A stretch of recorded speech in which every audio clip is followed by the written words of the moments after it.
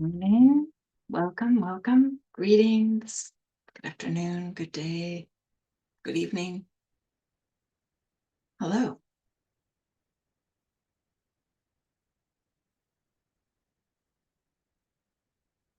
Whether you are watching us live or in the future, welcome. It makes a difference to practice together. And whether you are here live and on the comments or not, welcome. Happy you're here.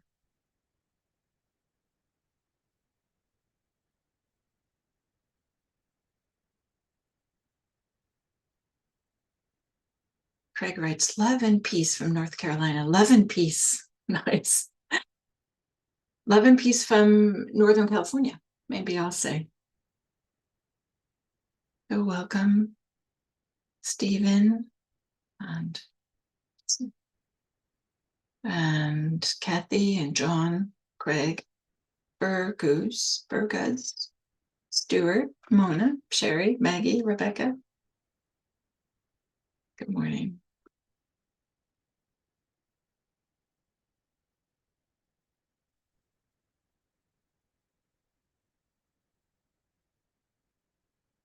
Susan is in Redwood City. Hi, Susan.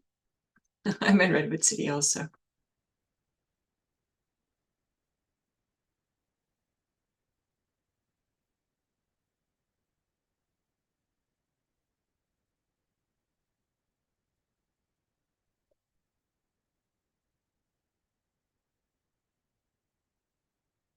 Hello, Diane and Julie, Layla, and Jenny. And all of you that are sitting out there, not on the comments or not, posting anything in there. Hello to you.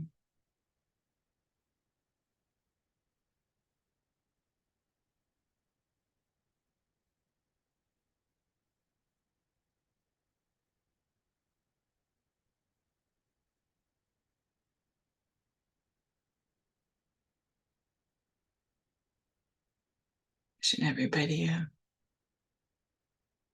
good start of the day, if this is the start of your day, or if this is a break in the midst of your day, or the way that you're ending your day. Welcome.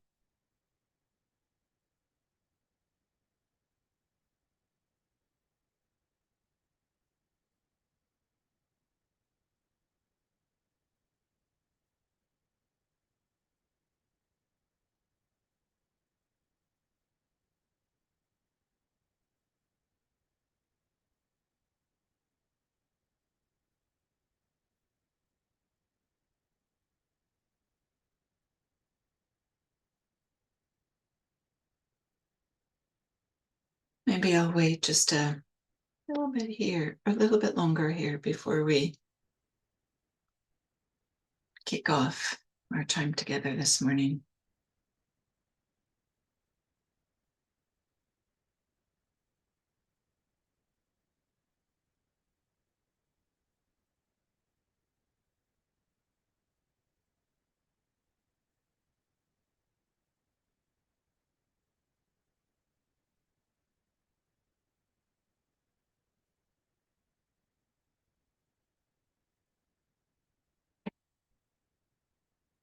Everybody, good morning. It's nice to be with you all to practice together. I'm continuing the series on what I'm calling the poetry of practice. This is the third week I've done this. I've done it 2 other times, and I think it was in 2023 when I've done it. So it's been a while since I've done poetry of practice, and just bringing poetry into practice, into our meditation practice. And I'd like to start this morning. I'm just going to read this quote from David Whyte, who's a well-known poet, and before I guide us into some meditation. So David Whyte, he's writing on the poetic imagination. It's this expression he's using, this poetic imagination and writing poetry. And for me, it feels like, oh, he's pointing to a meditation practice. And David Whyte, he has said that he has a Zen practice. He doesn't necessarily identify as a Zen Buddhist, but that he has been practicing Zen for quite a few years, maybe even decades. So this is a quote from David Whyte. One of the great first steps in writing poetry is to stop the surface conversation you're having now, the peripheral conversation you're having, the conversation where you are in competition, where you feel besieged, where you feel fragmented. And drop down into a central image or tonality in the body or in your understanding that can hold a whole constellation of individual qualities together. Qualities that circulate around you at the edge of your ordinary everyday life. This is called the poetic imagination. I love that he's talking about stopping the conversation that you're having. Some of the, we could think about this as like the chatter, the thinking, all this stuff that happens in the mind. Conversations with ourselves, imaginary conversations with other people, but maybe just the way that the mind is speaking, quote unquote. So he's putting down, like, to put down the story making and this chatter and maybe the everyday way in which our mind likes to do things, and instead to be embodied, to be present here. So I'll lead us in some guided meditation, and then I'm going to drop in a poem from David Whyte, and we'll unpack it and explore this poem a little bit after the guided meditation. So if you haven't already, take an upright posture, a posture that expresses your intention to meditate.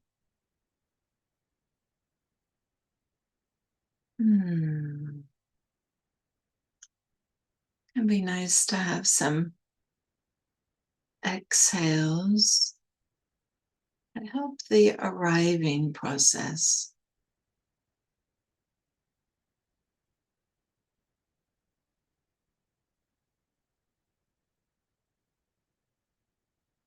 Help us to get collected around this bodily experience, this moment, so that we can inhabit this moment, inhabit our lives.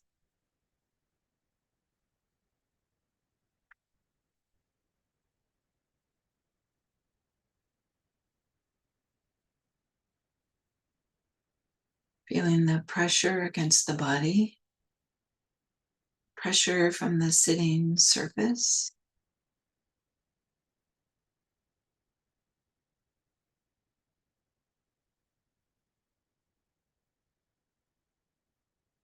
Feeling connected, grounded.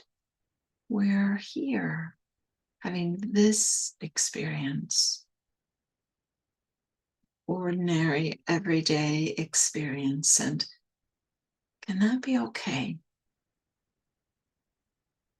Can you be in a body that's just having an ordinary, mundane experience, being in a meditation posture?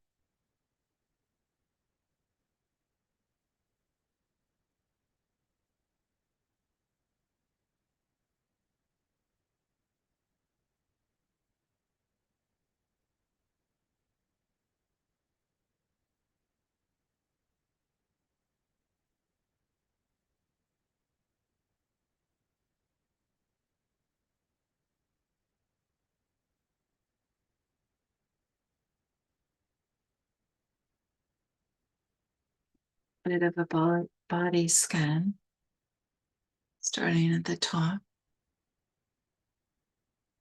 feeling into any area that feels like it wants to be felt into.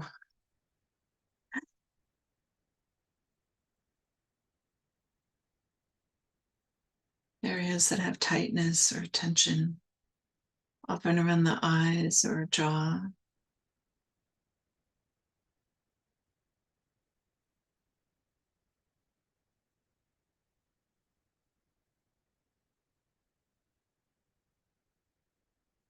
shoulders, letting them be away from the ears. And maybe there's a way in which the shoulders move back just a tiny bit that allows the chest to open, allows the chest to be a little bit less shielded, guarded, more spacious. Very small movement.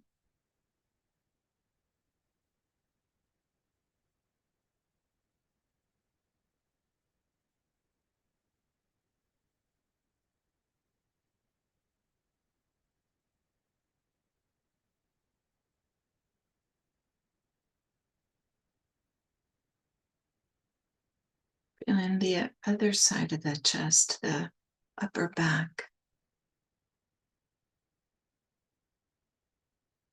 And there be ease, softness there.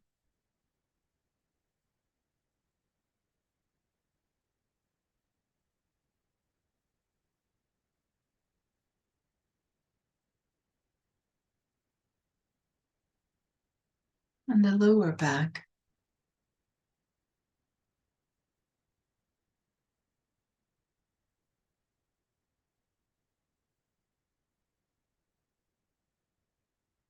We send some love and care to our lower back as humans. Sometimes have issues there.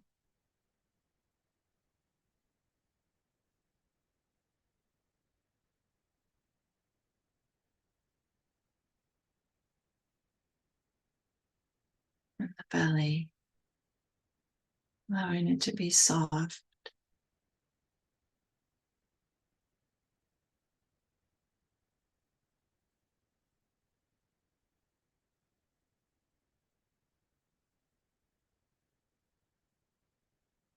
And it be unguarded, relaxed, just for this meditation period.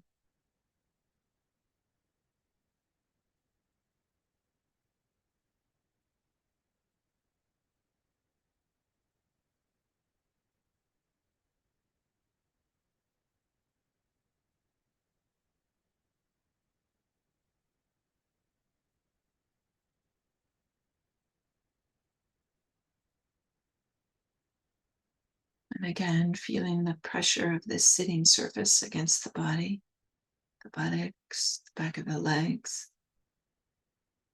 the feet.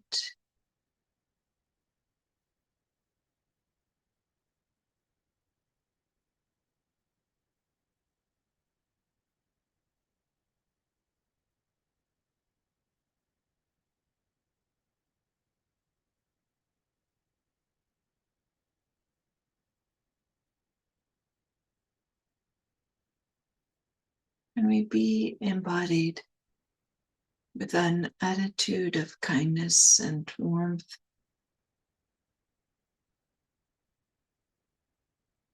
resisting any feeling of wanting to complain or fix the body.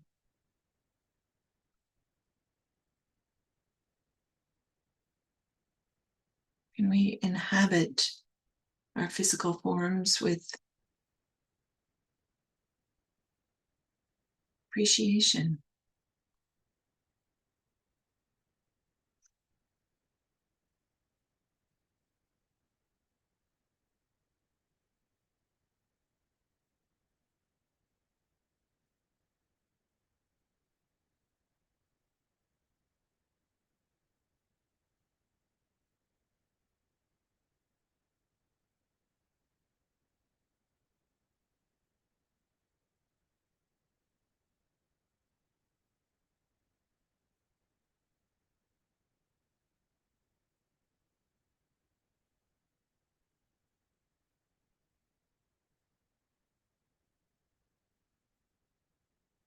As we inhabit the body, we notice the body breathes.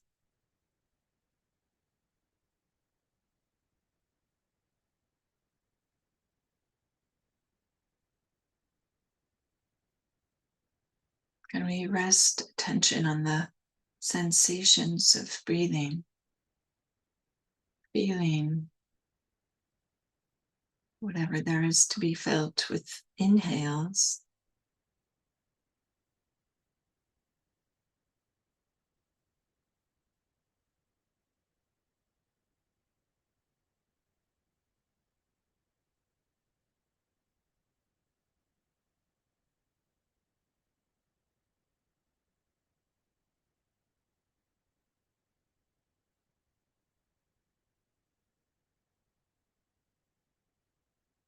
to exhales.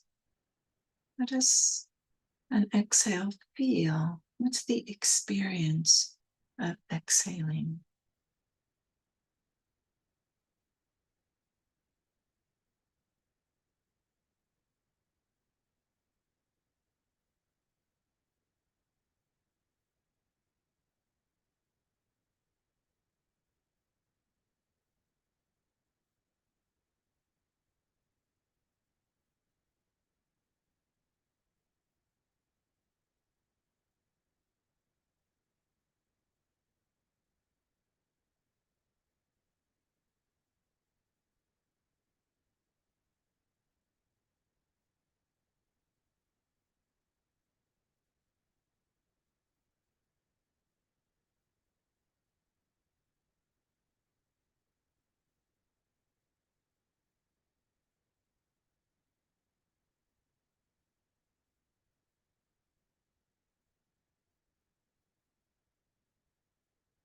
Trusting, knowing that the body knows how to breathe. We don't have to do anything to breathe. We're just noticing the experience of breathing.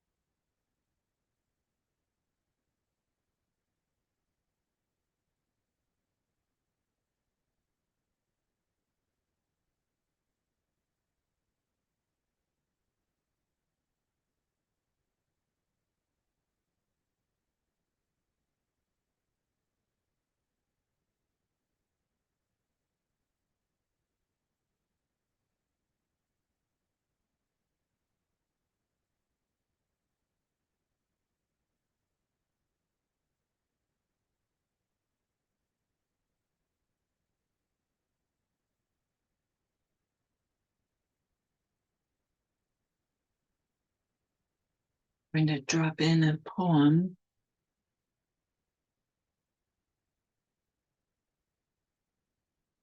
You don't need to do anything with this poem. You don't have to understand it. You don't have to figure it out. You don't have to remember it. And you certainly don't need to Google it.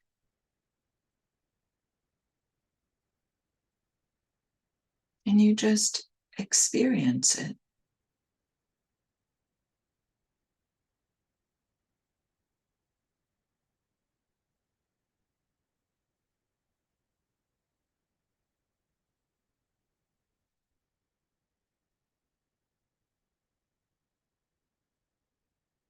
This poem is called Sometimes by David Whyte.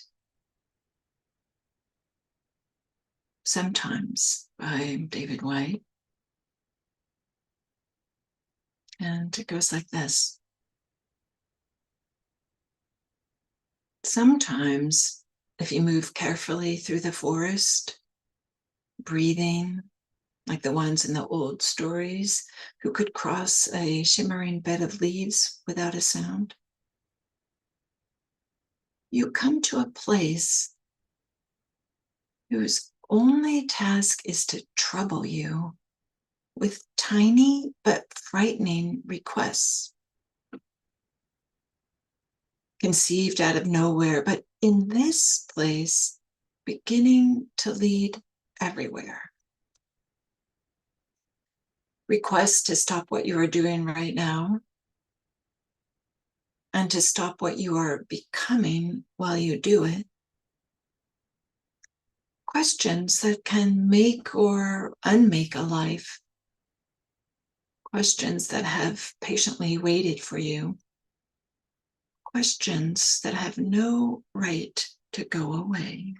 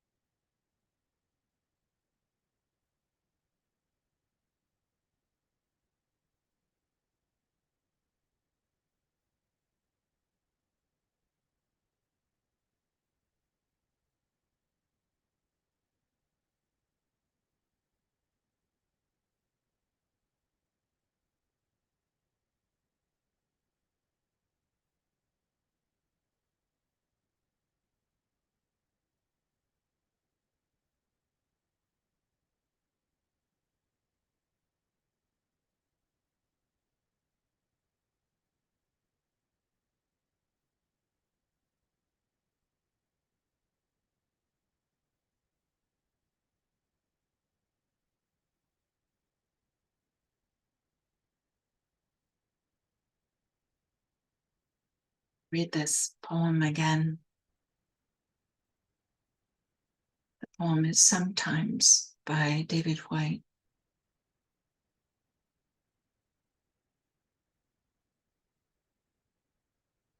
Sometimes, if you move carefully through the forest, breathing like the ones in the old stories who could cross a shimmering bed of leaves without a sound, you come to a place whose only task is to trouble you with tiny but frightening requests, conceived out of nowhere, but in this place, beginning to lead everywhere. Requests to stop what you are doing right now and to stop what you are becoming while you do it. Questions that can make or unmake a life. Questions that have patiently waited for you. Questions that have no right to go away.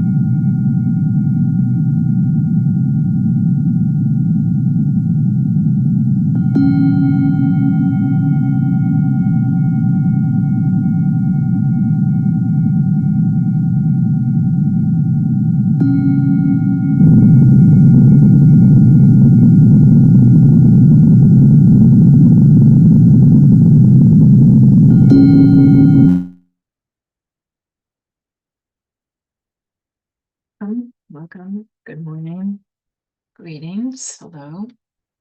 Those of you who are joining at this time after the guided meditation. In the guided meditation, I dropped in this poem called Sometimes by David Whyte. And David Whyte, he has spoken about this poem in a number of different settings. Unlike, some poets who never talk about their poems and they just kind of like offer them out to the world and let the world interpret them however they like. And David Whyte, in this poem, he's spoken about in some rather large forums, I would say. That is with Sam Harris on a podcast and with Oprah. So these are like two big forums. So where he's discussed this. Maybe I'll say this poem a little bit, and then I want to share some things that David Whyte has shared about this poem. It's called Sometimes by David Whyte. Sometimes, if you move carefully through the forest, breathing like the ones in the old stories, who could cross a shimmering bed of leaves without a sound, you come to a place whose only task is to trouble you with tiny but frightening requests. Conceived out of nowhere, but in this place beginning to lead everywhere. Request to stop what you are doing right now and to stop what you are becoming while you do it. Questions that can make or unmake a life. Questions that have patiently waited for you. Questions that have no right to go away. So David Whyte talks about this very last expression, questions that have no right to go away. And he expresses them saying that these are questions that have to do with the person we are about to become.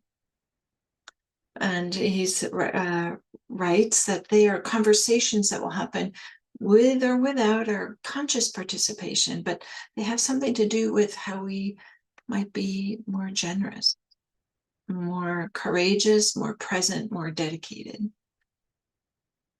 So he's talking about these questions that maybe, and I like that he's using this word conversations.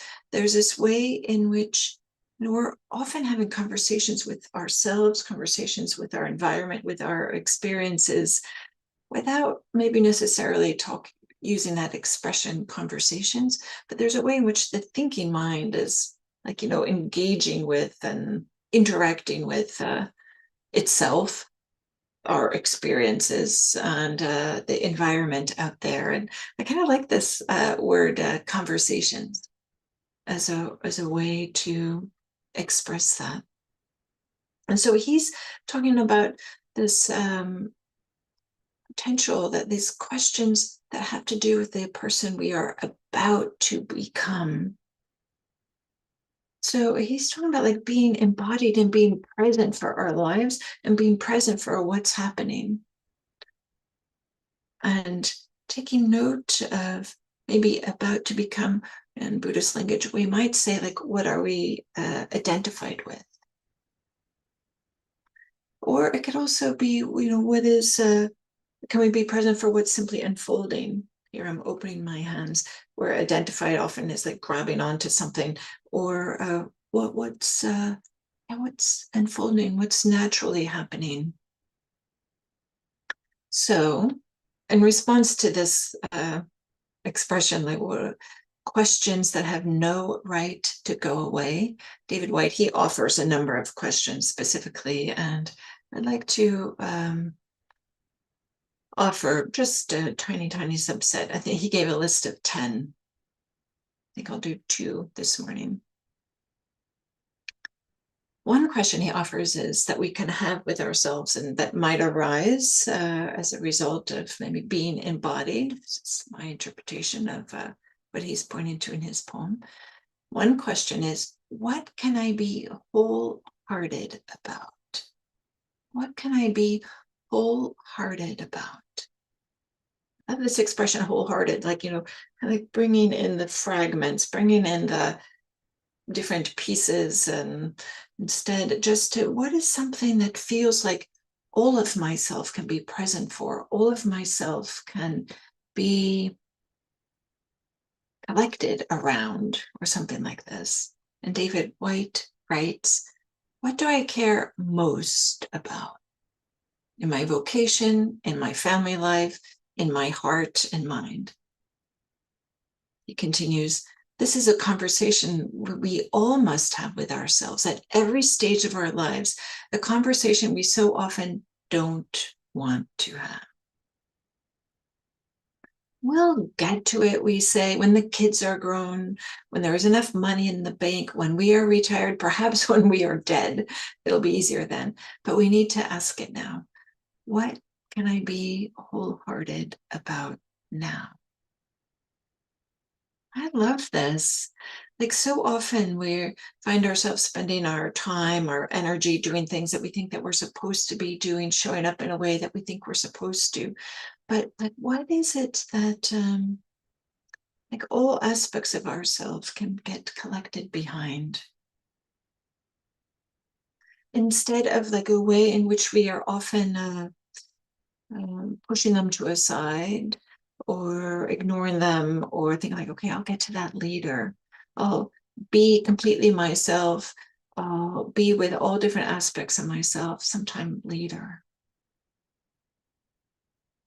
I appreciate that he's writing, this is a conversation that we all must have with ourselves at every stage of our lives, a conversation that we so often don't want to have. And I know that when I was a scientist, all those years training to be a scientist, and then all those years actually being a scientist, in some ways, there, I now, retrospectively, I can look back and say, there was this place which I love science. I still love science so much, and biochemistry. Some of you might know I'm a PhD biochemist. I love biochemistry. I still do. But there was a way in which also I was ignoring kind of like, my inner life, and ignoring what was, or trying to at least ignore certain aspects of myself, just as I was pursuing science, biochemistry. So is this a conversation that, what can I be wholehearted about? And then another question that David Whyte offers, he writes, here's the question. Can I be the blessed saint that my future happiness will always remember? Can I be the blessed saint that my future happiness will always remember? And then this is David Whyte writing, here's the explanation for what sounds like a strange question. And this is David Whyte. I have a poem called Coleman's Bed about a place in the west of Ireland where the Irish Saint Coleman lived. The last line of that poem calls on the reader to remember, quote, the quiet, robust, and blessed saint that your future happiness will always remember. So I love that David put, right? He's kind of like tying together like one poem with another poem. And, he's like having conversations with himself, and the poems are having conversations with each other. So David Whyte, he continues, we go to places of pilgrimage where saints have lived, or even to Graceland where Elvis lived. I love that, kind of throwing in Elvis there.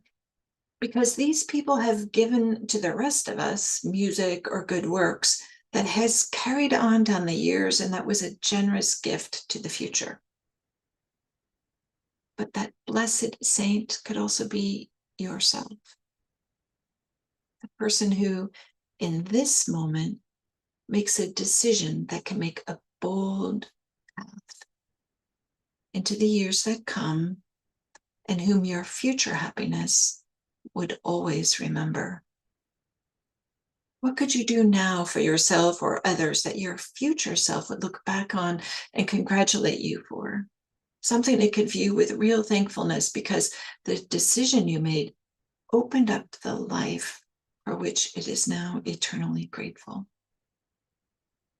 So David Whyte is pointing to, what can we do now that helps creates the conditions that there can, in the unfolding of our life, there can be more and more peace and happiness and greater ease. And I'll use this word, freedom.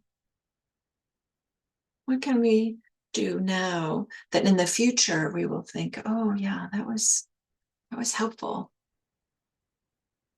I'd like to offer, of course, that having a meditation practice is a part of that. Having a meditation practice in which we give ourselves the opportunity and the space to ask these questions and to become sensitive to our lives, to embody our lives, and to be able to feel into what is it that we can be wholehearted about? What is it that will help create the conditions that we can have a future that is a future that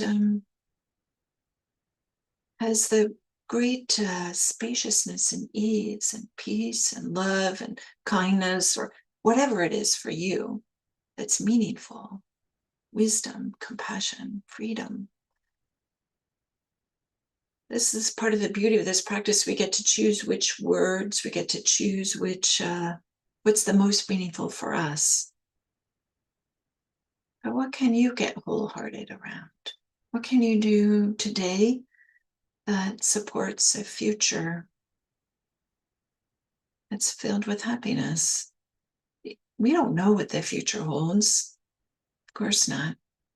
But can we, this is what I'd like to offer, can we create the sensibility, the skills of that whatever the future holds, we can hold it with love, kindness, compassion, wisdom, no matter what the future brings us.